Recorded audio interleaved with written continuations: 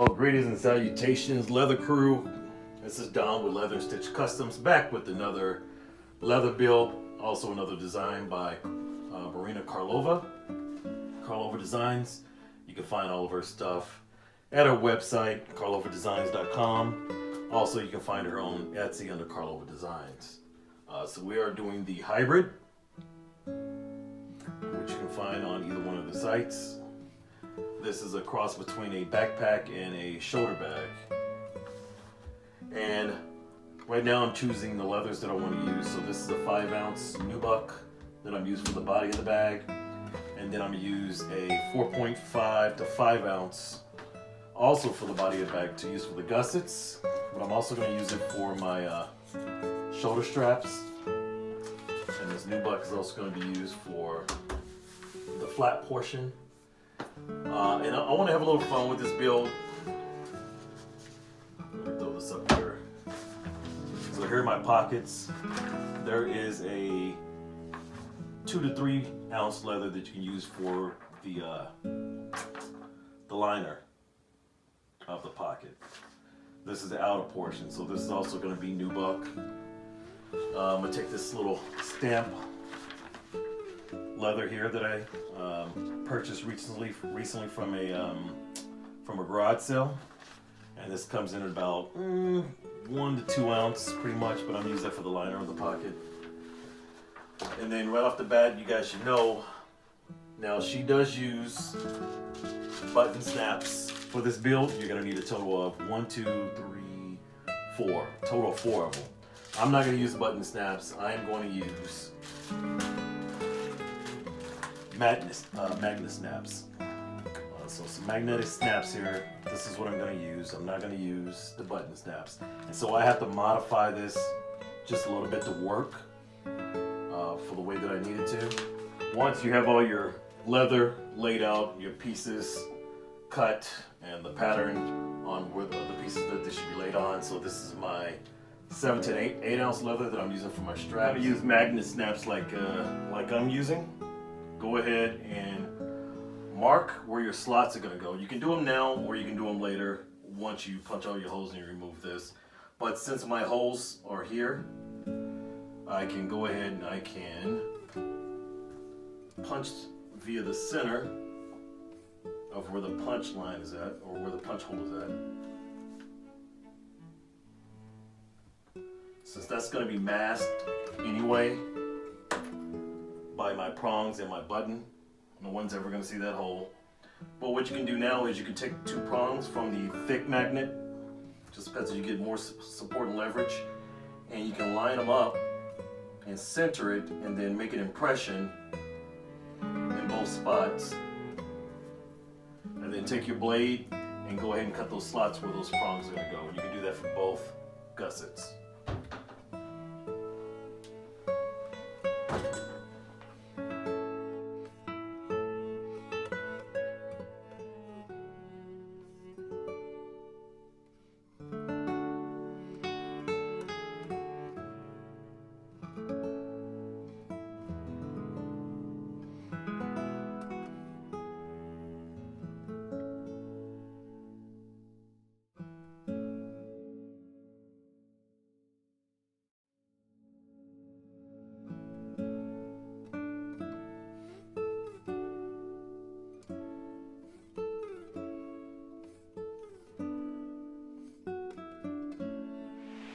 I just wanted to point out really quick that this entire section here looks like a Texas Longhorn actually.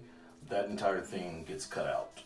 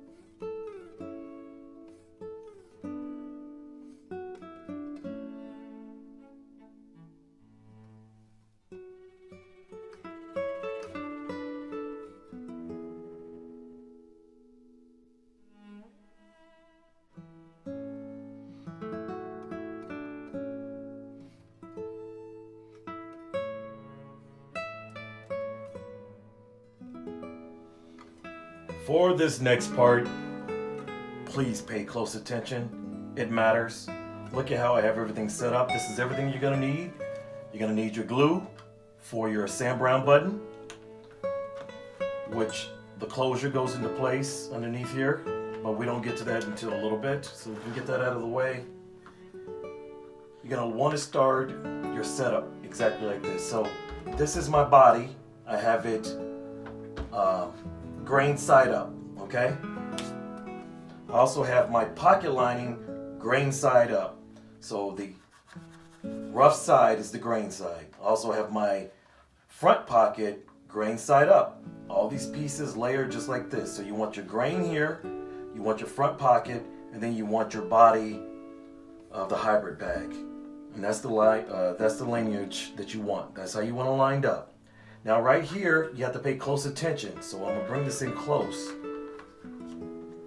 I'm actually glad I got to reshoot this because I didn't go through it like this the first time around. So right here, the pocket lining starts one stitching hole down away from the top, okay? This stitching hole, so we're gonna start here. I'll go ahead and grab my stitching out and point this out. So on the pocket lining, we're starting at the very top. We're lining the very top one here, the very first one, with the very first one on the body, okay? So I went ahead, get these all straightened out. I went ahead and I ran my needle through the first hole for the body, not the front pocket, and for the pocket lining. It's just only for the body and the pocket lining, okay? So that's the top hole. The second hole, the second needle, you then want to run through all 3 layers. So you go through the second hole here, we're going through the very front of the body, okay? So you're gonna run it through the second hole on the body, you're gonna run it through the first hole on the front pocket. The front pocket gets stitched behind the body, and then the lining, the second hole. So it goes 1, none, 1, and then it goes 2, 1, 2. If anything, take this video, slow it down, look exactly what I'm doing. If you can zoom in as well. That's how you line everything up.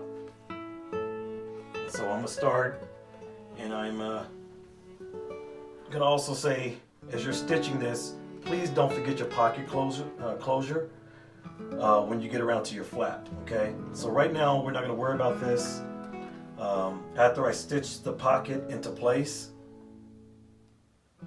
I am then going to go ahead and add my Sam Browne button, and I'm gonna glue that into place so you don't have to worry about it coming out. But yeah, just follow along with me, guys. Take it nice and slow.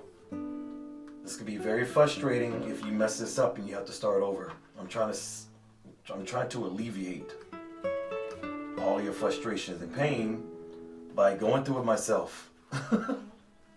Sometimes reading instructions is not enough for people. They need a visual tutorial.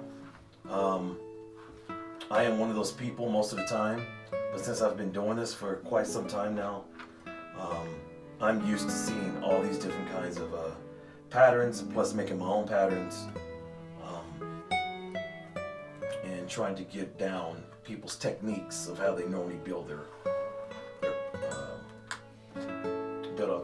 leather projects.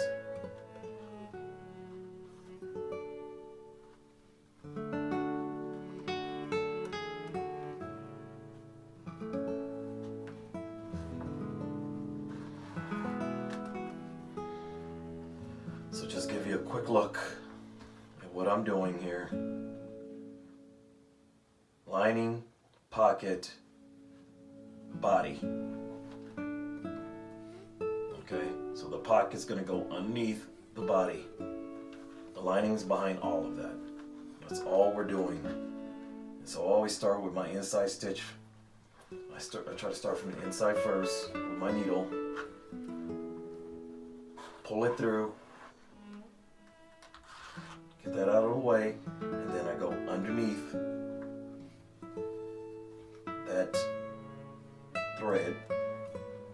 next one, and I'll pull it through, tighten, and then I go to the next one. Right here, you should have it.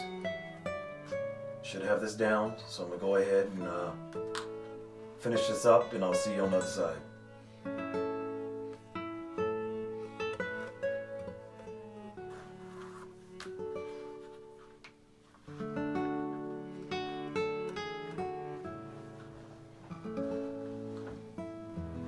At this point, go ahead and put in your Sam Browne button. So right now I'm not cutting this just yet, but I will. I've run a needle through the inside, so I went all the way down to the inside here, to the very first stitching hole, and I just ran my needle to sit it there.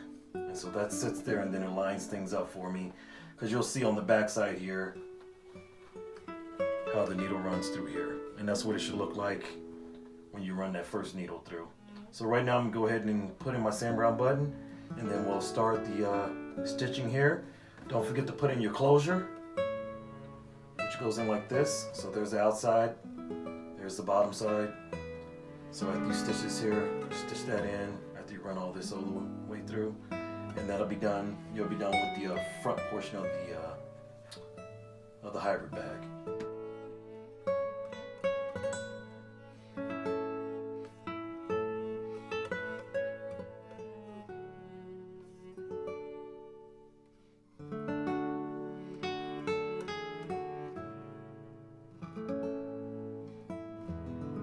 At this point, go ahead and put in your closure. Make sure you do it with the top showing. And so you're going to start it right here. So right at the rainbow portion of the stitching, the very next stitch in is when you start your closure. So there should be 12 stitching holes here and 12 stitching holes from here to here, just on the inside there.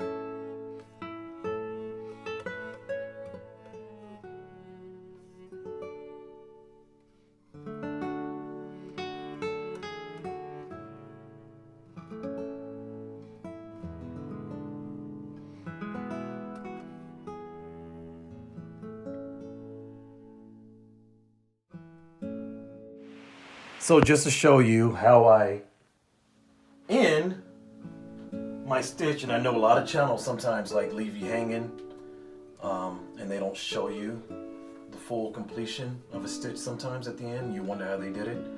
This is how I'm doing mine. So I'm just going to pull this through.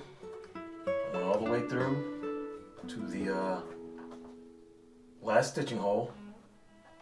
And I'm just going to complete mine on the inside here. Bring both threads back through, cut them off, and then light them up. And that's it.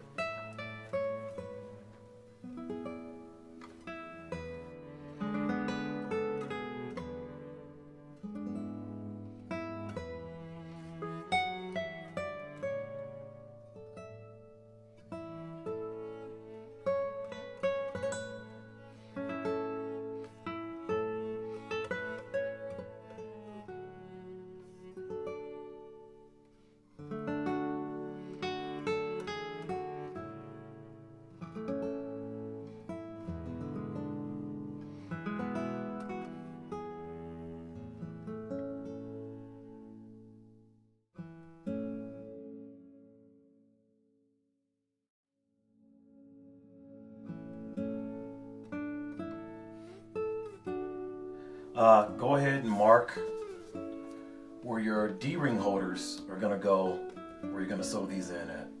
So if you don't have a leather marker like I do, just make sure that you mark it on the inside. You know, no one's ever going to see it by the time you complete this build. Let me put the whole thing together. But if you need to, you can just mark it right here on the inside. On both sides. For my snaps, I'm using size 20 snaps. So here's my setting tool here. This is the bottom portion of the snap. So I'll just set this in here. Place that there. Button portion, and what you do is you want to place it inside the hole that it fits into, so it's not sliding all over the place. Because what you're going to have to do is you're going to take your mallet and you're going to rotate it around so that that sets and it flattens and it butterflies out like a flower, and it sets the button inside. And you'll do the same thing up here on the upper portion for this one as well.